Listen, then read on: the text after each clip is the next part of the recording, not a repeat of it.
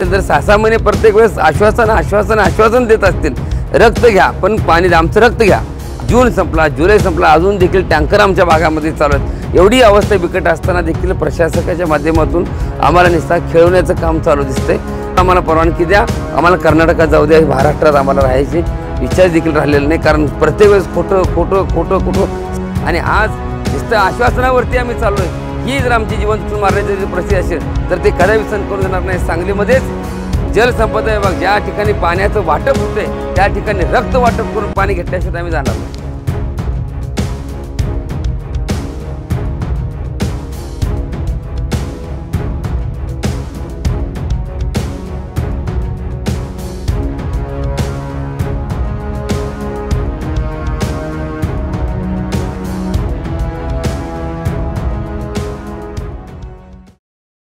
आता मी सांगली कलेक्टर ऑफिसमध्ये या ठिकाणी आलो. जत तालुक्यातील म्हैसाळ योजनेच्या पाण्यापासून वंचित असणाऱ्या भागातील 64 गावातल्या जे व्यथा आहे, सातत्यपूर्वक पाणी घ्या, रक्त घ्या पण पाणी द्या, ह्या मागणीवरती आम्ही गेल्या 6 महिन्यापूर्वी अंकली गावामध्ये महादेवाच्या मंदिरामध्ये जेव्हा उपोषण, अमरण उपोषण आणि रक्त घ्या पाणी द्या अशा पद्धतीची भूमिका ठेवल्यानंतर त्यावेळेस जलसंपदा विभागाचे अधिकारी त्या ठिकाणी आले आणि त्यांनी पत्र दिलं की पत्रामध्ये सांगितलं की 6 महिन्यामध्ये आम्ही तुमचं काम चालू करणार. 6 महिने संपून गेले म्हणून पुन्हा एक वेळ जलसंपदा विभाग पवारसाहेब त्याचबरोबर क्रमाटे साहेब यांच्याकडे देखील निवेदन दिलेलं आहे आणि आज माननीय कलेक्टर साहेब यांच्याकडे देखील निवेदन दिलं आहे. जर आम्हाला पाणी मिळत नसेल तर येणाऱ्या काळामध्ये सांगलीमध्ये ज्या ठिकाणी म्हैसाळ योजनेचं ऑफिस मेन आहे त्या ऑफिसच्या गेट समोरच आम्ही रक्त घ्या पण पाणी द्या अशा भूमिकेत आम्ही आंदोलन करण्याचा इशारा या ठिकाणी देण्यात आलो. याचबरोबर जर पाणी जर देत नसतील, पाणी मंजूर आहे, 6 महिन्यापूर्वी त्याचे निवेदन एक होते, चालू होते, उद्या होते, परवा होते, तेरवा होते, हेच ऐकत सातत्यपूर्वक चालू आहे. जेव्हा खरोखर कामाला चालू होईल त्याच वेळेस आमचं आंदोलन मागं असणार आहे आणि ह्यासाठीच आणि माननीय कलेक्टर साहेबांना आम्ही आज निवेदन देतो आहे. कारण ज्या भागामध्ये पाणी आहे, आज 96हून अधिक टँकर चालू आहेत.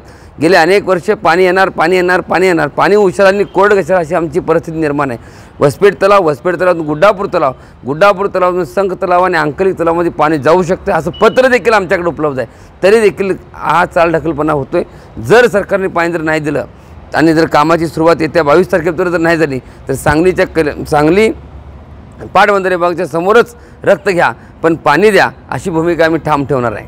याच्यापूर्वी जेव्हा आम्ही आंदोलन केलं होतं त्यावेळेस सांगितलं होतं की पाणी जर देत नसेल तर आम्हाला कर्नाटक जायला परवानगी द्या आणि आत्ताही तशी परिस्थिती असेल. जर 6-6 महिने प्रत्येक वेळेस आश्वासन देत असतील, रक्त घ्या पण पाणी द्या, आमचं रक्त घ्या, आमचं रक्त घेऊन आमची तुम्हाला व्यथा आहे की कृष्णामाई एवढी मोठी या ठिकाणी चाललेली आहे. हे पाणी आमच्या जतपूर भागामध्ये आलेलं आहे. 64 गाव पाण्यापासून वंचित आहेत. गेली अनेक वर्षे सगळी पिकाची दुर्दशा आहे. आज जून संपला, जुलै संपला, अजून देखील टँकर आमच्या भागामध्ये चालू आहेत. एवढी अवस्था बिकट असताना देखील प्रशासकाच्या माध्यमातून आम्हाला निस्ता खेळवण्याचं काम चालू दिसतंय. अधिकारी येतात, पत्र देतात, 6 महिने सांगितल्यानंतर 6 महिन्याबद्दल गप बसतात. आज आम्ही बातमी दिल्यानंतर, आम्ही आंदोलनाचा इशारा दिल्यानंतर त्यावरती जाग येते आणि 8 दिवसात काम चालू करतो, 15 दिवसात काम चालू करतो.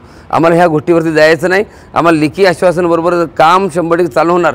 हे जर निर्णय होत नसेल तर आमचं स्वतःचं रक्त घ्या, स्वतःचं रक्त अंगातलं घ्या आणि मग आम्हाला पाणी द्या.